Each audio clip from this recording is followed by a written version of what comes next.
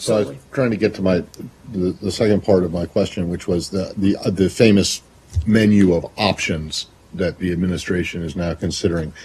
Just briefly on two potential ones. One is the military option, an option that presumably would involve some kind of actual kinetic military activity, as you like to call it.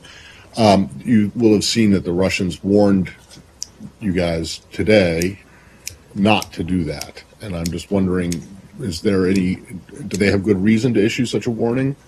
Do you take such a warning seriously? Do you think that if that option is taken, that it could lead to, that could lead to an overt U.S.-Russia military confrontation? Well, nobody wants to see an escalation in violence or tensions between the United States and Russia on this issue. And as we've said many times, we still don't believe a military solution is the right approach. That it doesn't necessarily have to be a solution, but it could be just a move to get towards what the solution. What I would tell you, Matt, is we continue to have an active discussion in the United States government about options before us in Syria. And as I said, I think a week or so ago, not all of those options revolve around diplomacy, and that remains the case today. And I've seen the comments out of Moscow. Those comments notwithstanding, that conversation inside the U.S. government continues.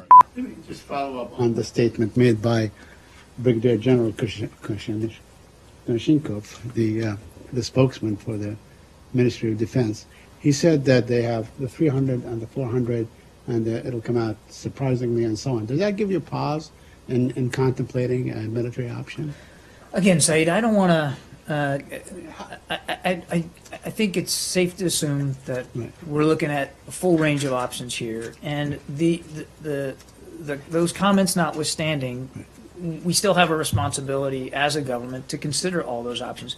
What we've also said is that none of the other options that we've talked about to date are any better or can lead, we don't believe, will lead to a better outcome than what we're trying to pursue through diplomacy. And we're still trying.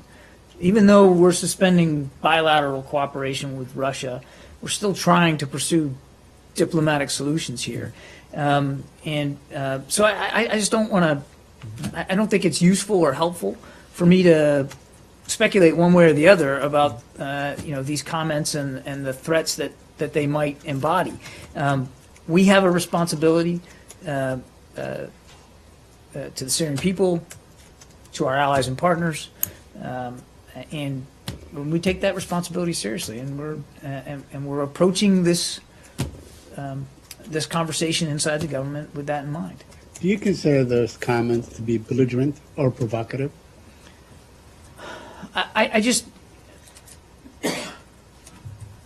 don't think comments like that are certainly, we don't find them helpful to moving forward to reach some sort of diplomatic solution here. But the Russians should speak for themselves and why they're saying that kind of thing. Okay, let me ask you a couple of things on what de Mistura said today. He appealed to the Syrians and the Russians to halt attacks, to halt advancement and attacks in exchange for al-Nusra pulling out of eastern Aleppo. First of all, can that be done? I mean, could anyone sort of press upon al-Nusra, Jabhat al-Nusra, to pull out of eastern Aleppo? And second, I mean, then what if it happens? Would Nusra remain as a fair game in terms of being a target?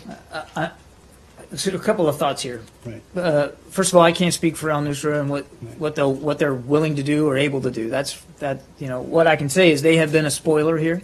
Right. They have been an obstacle to peace in Syria, and there's no question about that. And they still remain, because they are Al-Qaeda in Syria and remain outside the cessation of hostilities from the time it was conceived until today. And so they're absolutely not going. They're not part of any effort that we would endeavor to achieve a cessation of hostilities. But I can't possibly answer a hypothetical about whether they would go and under what conditions they would go and whether or not they would,